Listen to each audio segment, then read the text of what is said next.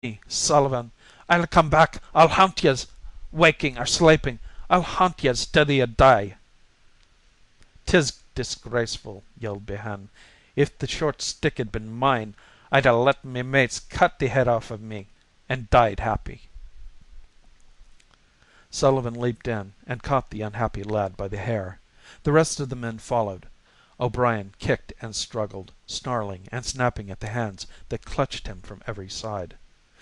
Little Johnny Sheehan broke out into wild screaming, but the men took no notice of him. O'Brien was bent backward to the deck, the tureen cover under his neck. Gorman was shoved forward. Someone had thrust a large sheath knife into his hand. "Do your duty! Do your duty!" the men cried. The cook bent over, but he caught the boy's eyes and faltered. "If you don't, I'll kill ye with me own hands," Behan shouted. From every side a torrent of abuse and threats poured in upon the cook. Still he hung back. "Maybe there'll be more blood in his veins than O'Brien's," Sullivan suggested significantly. Behane caught Gorman by the hair and twisted his head back, while Sullivan attempted to take possession of the sheath knife, but Gorman clung to it desperately. "Let go and I'll do it!" he screamed frantically. "Don't be cutting me throat! I'll do the deed! I'll do the deed!" "See that you do it, then," the captain threatened him. Gorman allowed himself to be shoved forward. He looked at the boy, closed his eyes, and muttered a prayer. Then, without opening his eyes, he did the deed that had been appointed him. O'Brien emitted a shriek that sank swiftly to a gurgling sob. The men held him till his struggles ceased, when he was laid upon the deck. They were eager and impatient, and with oaths and threats they urged Gorman to hurry with the preparation of the meal. "Leave it, you bloody butchers," Mahoney said quietly. "Leave it, I tell yez. Ye'll not be needing any of it now.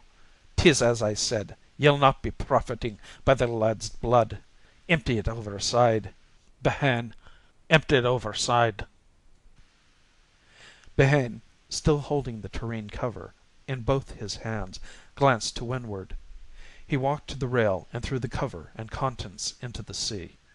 A full-rigged ship was bearing down upon them a short mile away. So occupied had they been with the deed just committed that none had had eyes for a lookout.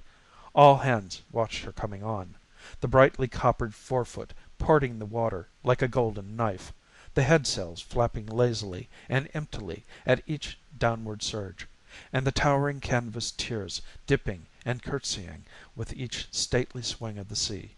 No man spoke. As she hove to, a cable length away, the captain of the Francis Spaight bestirred himself and ordered a tarpaulin to be thrown over O'Brien's corpse. A boat was lowered from the stranger's side and began to pull toward them. John Gorman laughed.